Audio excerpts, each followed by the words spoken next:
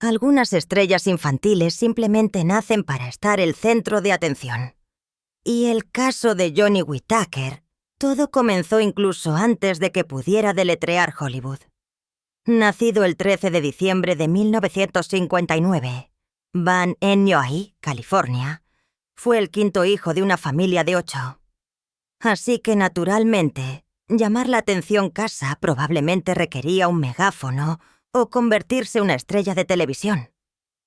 Afortunadamente para él, tenía ese encanto amigable con la cámara que no necesitaba ninguno de los dos. Para cuando la mayoría de los niños pequeños estaban descubriendo cómo colorear dentro de las líneas, él ya estaba filmando su primer comercial para un lote de autos usados local. Nada menos. Nada dice destinado al estrellato como vender sedanes de segunda mano pañales. Pero, serio, tenía una manera tranquila y confiada frente a la cámara que no se sentía forzada. No estaba actuando. Simplemente era. Poco tiempo, ese pequeño pelirrojo con la gran sonrisa aparecía toda la televisión nacional, especialmente comerciales de Mattel, la compañía de juguetes que todo niño de los años 60 adoraba. Dio voz a juguetes como Larry el león y Crackers el loro para su línea Animal Jackers. Juguetes que hablaban cuando tirabas de una cuerda. Era un gran problema aquel entonces, y a los niños les encantaban. Parte de la razón era esa voz dulce y divertida que te hacía sentir como si Larry y Crackers fueran tus amigos de verdad. Su éxito temprano no se debió solo al talento. Fue el momento oportuno, la presencia y el hecho de que la televisión se estaba convirtiendo en la chimenea familiar. Y allí estaba él, justo el centro, haciendo que millones de espectadores sintieran que lo conocían. ¿Alguna vez has visto a un niño un comercial y has pensado, vaya, ese niño realmente lo está vendiendo? Ese era Johnny Whittaker aquel entonces. Incluso antes de llegar a los 2 dígitos, este niño tenía una chispa.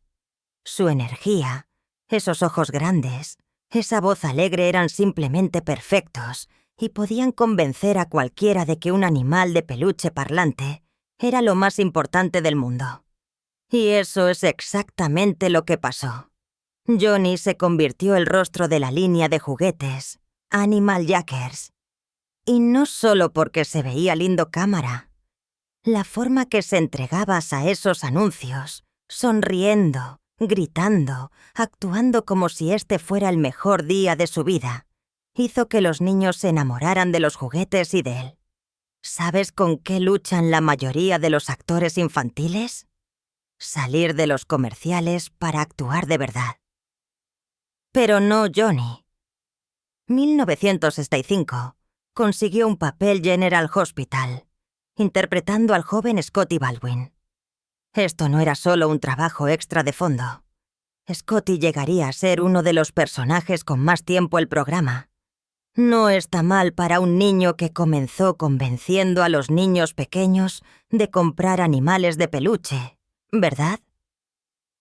Se mantuvo firme escenas emocionales con actores adultos veteranos, lo cual, seamos honestos, no es poca cosa cuando todavía estás perdiendo tus dientes de leche. Luego llegó 1966. Este fue un punto de inflexión. Johnny consiguió un papel en la película Los rusos vienen. Los rusos vienen. Era una comedia de la Guerra Fría que se burlaba suavemente de la paranoia estadounidense, porque sí, incluso la Guerra Fría tenía un lado divertido. Aparentemente, La película tuvo un elenco repleto de estrellas. Brian Keith, Carl Reiner, Alan Arkin. Pero adivinen quién aún así logró destacar. Johnny. Y Brian Keith se dio cuenta. Estaba tan impresionado por el talento y la profesionalidad de este niño que cuando fue elegido como el protagonista de la comedia de situación de CBS Family Affair, no solo siguió adelante. Se esforzó por recomendar a Johnny para el papel de su sobrino la pantalla. Y esa recomendación cambió la vida de Johnny. Family Affair fue enorme. Se emitió de 1966 a 1971 y se convirtió en uno de los programas más queridos de su tiempo. La trama era simple pero conmovedora. Un soltero apuesto, el tío Bill, de repente se convierte el tutor de 3 niños huérfanos, criándolos un elegante apartamento de Manhattan con la ayuda de su mayordomo británico muy correcto, pero adorable, el señor French. Johnny interpretó a Jody Davis, uno de los gemelos. Ahora, la cosa es que Jody y Buffy, interpretados por Anissa Jones, no se suponía originalmente que fueran gemelos. Pero cuando los productores vieron lo adorables que se veían juntos y la química fuera de serie, cambiaron el guión. Así como así, se convirtieron gemelos. Y funcionó. Johnny aportó mucho corazón a Jody. No solo estaba actuando como un niño. Era un niño con emociones reales. Tenía esa rara habilidad de ser divertido, dulce y vulnerable a la vez. Los espectadores conectaron con él. No estaba interpretando el papel de un personaje infantil querido. Se convirtió uno. Incluso mientras hacía malabarismos con un papel importante, un programa exitoso, Johnny no se relajó. Siguió explorando otros papeles, superando sus límites. 1968 fue estrella invitada a la legendaria serie occidental Bonanza. ¿Alguna vez la has visto? Caballos, sombreros, desamor, todo. Un episodio llamado Un sueño para soñar, escrito nada menos que por Michael Landon. Sí, el mismo Michael Landon. Johnny interpretó a un joven cuya imaginación lo ayudó a escapar de las duras realidades de la vida. El episodio también contó con la increíble Julie Harris. Y una vez más, Johnny cumplió. Fue conmovedor, sincero y totalmente creíble. Se podía ver. Este niño no solo era bueno para su edad, simplemente era bueno. Entonces, para cuando la mayoría de los niños estaban aprendiendo a andar bicicleta o sobrevivir a la escuela intermedia, Johnny Whittaker ya estaba dejando su huella comerciales, telenovelas, comedias de situación y largometrajes. No era solo otro actor infantil. Era el actor infantil del momento. Era una estrella. Te hace preguntarte qué estabas haciendo tú cuando tenías 8 años. Tal vez estabas desperdiciando tu infancia. A fines de la década de 1960, Johnny Whittaker no era solo ese niño lindo, Family Affair. Estaba a todas partes y estaba haciendo mucho más que solo sonreír para la cámara. 1969, mientras que la mayoría de los niños de su edad estaban tratando de evitar la tarea, Johnny estaba liderando una importante producción de Hallmark Hall of Fame llamada The Littlest Angel. Se basó en una historia popular para niños e interpretó el papel principal, un pequeño ángel con un gran corazón. Ahora, esta no era solo una parte dulce y esponjosa. Necesitaba una profundidad emocional real. Y Johnny trajo eso, equilibrando encanto, inocencia y un nivel sorprendente de madurez para alguien de su edad. Y para colmo, actuó junto a leyendas como Fred Gwynne y Tony Randall. Y aún así logró destacar. 1970 mantuvo el impulso. Apareció Green Acres. Primero como un personaje llamado Willie, y luego nuevamente como Dinky Watson. Diferentes personajes, el mismo programa, e hizo que ambos funcionaran. No muchos actores, especialmente los jóvenes, pueden hacer eso. Ese mismo año, también protagonizó una película religiosa llamada A Day for Justin, producida por la Iglesia de Jesucristo. Pero no se detuvo ahí. Ese mismo año apareció The Virginian, uno de los programas occidentales más importantes de la época.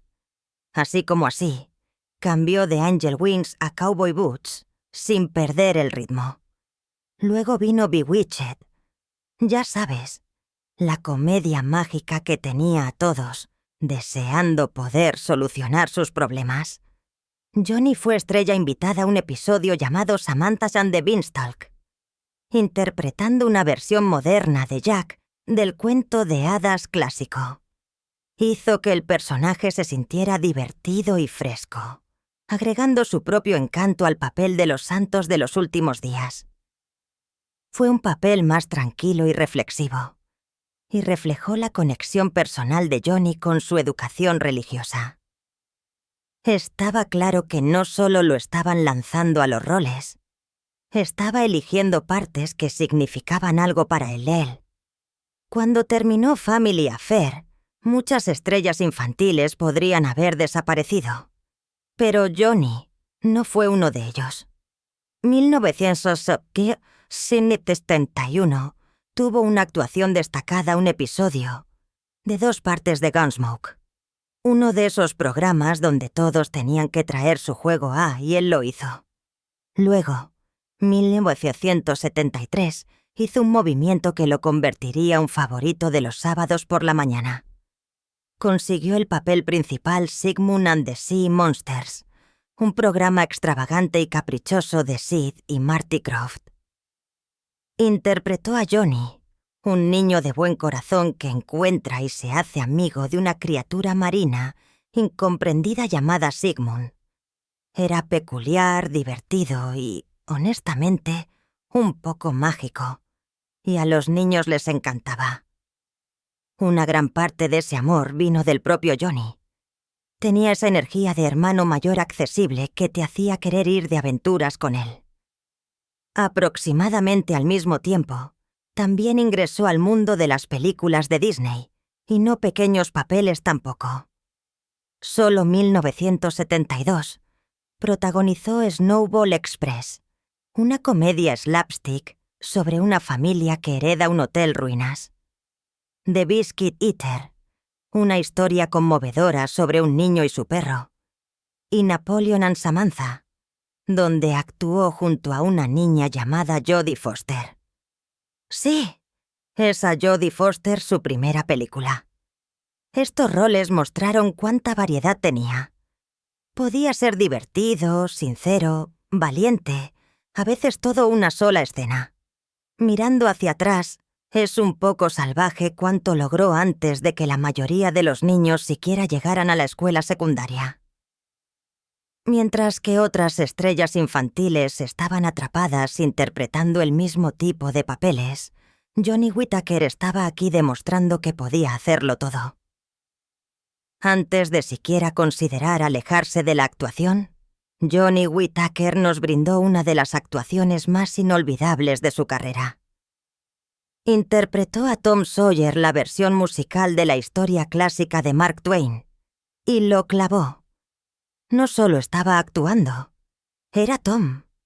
Esa chispa traviesa, el encanto infantil y el gran corazón debajo de todo hicieron que el papel cobrara vida. Incluso hoy día, los fanáticos todavía hablan de ello como uno de sus mejores.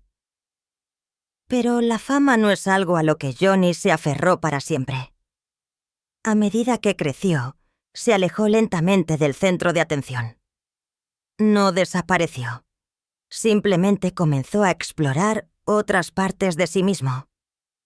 Una entrevista, el Late Late Show con Tom Snyder, mencionó casualmente que una vez trabajó como consultor informático para CBS. Sí, de estrella infantil a experto tecnología. Ese momento capturó un poco quién es. Curioso, adaptable y definitivamente más que solo un actor. También incursionó la gestión de talentos, trabajando junto a su hermana Whittaker Entertainment. Una de las personas a las que ayudó a administrar fue Dana Plato, la ex actriz infantil de Different Strokes. Se notaba que se preocupaba profundamente, no solo por el negocio, sino por las personas que lo integraban. Entendió lo dura que podía ser la vida después de la fama infantil, porque él mismo la vivió. 1999. Todo ese arduo trabajo, crecimiento y resistencia silenciosa fueron reconocidos cuando recibió el premio a la trayectoria de la ex estrella infantil, los Youth and Film Awards. Y, sinceramente, no se trataba solo de los papeles que interpretó. Se trataba de cómo se comportó después de que terminaron los créditos. No todos superan esa transición con gracia, pero Johnny sí. Luego, 2012, volvió a incursionar el entretenimiento, pero esta vez a través de la radio. Fue coanfitrión del programa Dr. Sod and Johnny, que les dio a los fanáticos la oportunidad de ver un lado diferente de él. Divertido, cálido, reflexivo. No duró mucho, pero les recordó a todos por qué nos agradaba tanto Primer Lugar. Y justo cuando la gente pensaba que había terminado con la actuación para siempre, hizo un regreso al escenario 2013 con To Kill a Mockingbird. Interpretó al juez Taylor, una producción de la Judson Theatre Company. No fue un papel llamativo, pero sí significativo, y se sintió como un momento de círculo completo. Después de todo, Johnny todavía estaba hacia eso lo que amaba.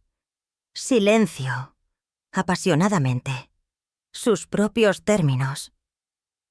Pero una vez que las cámaras dejaron de rodar y la fama se calmó, Johnny atravesó un período difícil, uno largo. Como muchas estrellas infantiles, luchó con la vida después del centro de atención. La transición fue dura y dolorosa.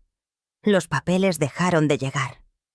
La gente dejó de reconocerlo y debajo de todo, se sintió perdido. Ese vacío lo llevó directamente a la adicción. Durante años las drogas y el alcohol fueron su forma de sobrellevarlo. No porque quisiera ser imprudente, sino porque no sabía qué más hacer con el silencio que vino después de los aplausos. Todo cambió en Nukie, su familia intervino y organizó una intervención. Y ese momento se convirtió en la llamada de atención que necesitaba. Entró un programa de 12 pasos y comenzó el largo camino hacia la recuperación. Pero no se detuvo ahí. Usó su experiencia para ayudar a otros a encontrar su salida también. Se convirtió consejero certificado drogas. Fundó una organización sin fines de lucro llamada Paso por Paso para apoyar a los adictos de habla hispana. E incluso comenzó a dirigir reuniones dentro de las cárceles. No por llamar la atención, lo hizo porque sabía lo que se sentía estar atrapado y quería darles a las personas una salida. La fe jugó un papel importante para sacarlo adelante. Se reconectó con sus raíces mormonas. Comenzó a cantar el coro de la iglesia y regresó a la vida del templo. Años antes, había hecho una misión Portugal. Pero ahora, su fe se sentía más personal, más arraigada. También encontró consuelo la música nuevamente. Estos días, habla de su pasado con honestidad. Sin endulzar, sin drama, solo la verdad. Lo asume, la fama, la caída, la lucha por volver. Porque para él, ayudar a otros a encontrar la curación importa más que cualquier crédito antiguo o repetición. Siguiendo adelante, 2016, Johnny Whittaker sorprendió a los fanáticos de toda la vida con una pequeña pero memorable aparición, el reinicio de Amazon de Sigmund and the Sea Monsters. Fue un pequeño cameo divertido. Interpretó a un dueño de barco gruñón llamado Zack, quien aportó una pizca de humor a la serie actualizada. Compartir tiempo pantalla con personajes extravagantes como el Capitán Barnabas, interpretado por David Arquette, hizo que se sintiera como un guiño juguetón al pasado. El programa incluso contó con los creadores originales, Sid y Marty Krofft, breves apariciones, lo que hizo que la nostalgia fuera aún más rica. Para aquellos que crecieron viendo el original, ver a Johnny de vuelta a ese mundo se sintió como hojear un viejo álbum de fotos familiar. Casi se podía sentir el calor y la inocencia de esa era regresando. Pero para Johnny, no todos los recuerdos de esos primeros años de actuación son tan fáciles de revisitar. Hay un episodio de Family Affair que nunca ha podido volver a ver. Se emitió en 1966, e incluso aunque solo tenía 6 años ese momento, dejó una marca que permaneció con él durante décadas. El episodio titulado Mrs. Beasley, Where Are You? Giraba a torno a la pérdida de una muñeca, pero en realidad se trataba de algo más profundo. Dolor, cambio y la desesperada necesidad de consuelo después de que todo lo familiar había sido arrebatado. Para un espectador adulto, podría haber parecido solo otra historia emocional, pero para Johnny, que todavía estaba tratando de dar sentido a su propio mundo como actor infantil, las emociones ese guión tocaron un poco demasiado cerca de casa. Se le pidió que representara miedo, tristeza y vulnerabilidad. Emociones que genuinamente sentía, pero para las que aún no tenía las palabras. Las escenas fueron especialmente duras, debido a lo cerca que estaba de Anissa Jones, la actriz que interpretó a Buffy. Habían construido un vínculo fuera de cámara que se sentía más como hermanos reales que como coprotagonistas. Entonces, cuando la historia los obligó a representar temas de pérdidas e incertidumbre, se sintió incómodamente real. Detrás de las cámaras, el peso emocional de esos momentos no era algo que pudiera sacudirse fácilmente. Después de que el director gritó «¡Corten!», entrevistas mucho más tarde, Johnny se sinceró sobre lo agotador que fue ese episodio. El llanto que ves pantalla, eso no era solo actuación. Esas eran lágrimas reales que provenían de un lugar que aún no había descubierto. Una mezcla de presión, confusión y el dolor silencioso de tener que crecer demasiado rápido bajo el centro de atención. Aunque su actuación fue elogiada, la experiencia le quitó algo. Y tal vez por eso, todos estos años después, todavía evita ese episodio. No se trata de perfeccionismo, de querer olvidar. Se trata de proteger una parte de sí mismo que incluso ahora todavía se siente un poco demasiado cruda. Siguiendo adelante, hay un episodio de los días de actuación infantil de Johnny Whittaker que simplemente no puede obligarse a ver. Y no es porque no fuera bueno. Todo lo contrario. Fue uno de los episodios más poderosos que jamás filmó. Pero para Johnny, representa más que solo un papel. Es una dolorosa instantánea de un momento complicado de su vida. A lo largo de los años, se ha sincerado sobre cómo ese episodio particular de Family Affair se convirtió en un símbolo de todo con lo que luchó como estrella infantil. La superficie podría parecer solo otra actuación, pero para él, marcó un punto el que las líneas entre la actuación y la vida real comenzaron a difuminarse. Millones lo adoraban. Sin embargo, detrás de escena, a menudo se sentía increíblemente solo, aplaudido ante la cámara, pero emocionalmente ignorado cuando las cámaras dejaban de rodar. Dijo que ver ese episodio hoy sería como quitar la tapa de una vieja herida. No porque se avergüence del trabajo, sino porque trae recuerdos de sentirse abrumado, expuesto y demasiado joven para comprender completamente lo que estaba sucediendo a su alrededor. No fue solo un rodaje difícil. Fue un momento en que sus emociones reales quedaron capturadas la película, envueltas la seguridad de un guión que, irónicamente, tocó demasiado cerca de casa. Lo que lo hizo aún más pesado fue lo que siguió. Años más tarde, después de la desgarradora pérdida de su coprotagonista y amiga cercana Nisa Jones, 1976, este episodio adquirió un peso completamente diferente. Las escenas emocionales que compartieron esa historia se convirtieron algo más que parte de una trama televisiva. Se convirtieron ecos agridulces de una amistad que terminó demasiado pronto. Es por eso que cuando la gente le pregunta a Johnny si alguna vez ve repeticiones antiguas de Family Affair, generalmente sonríe y dice que está agradecido por el programa. Y lo está. Ayudó a dar forma a su carrera y lo presentó al mundo. Pero cuando se trata de ese episodio, traza la línea cortésmente. No porque quiera olvidar, sino porque algunos recuerdos son simplemente demasiado crudos para revivirlos. Para Johnny, evitar ese episodio no se trata de huir del pasado. Se trata de honrar lo que sintió ese momento como un niño al que se esperaba que lo mantuviera todo unido.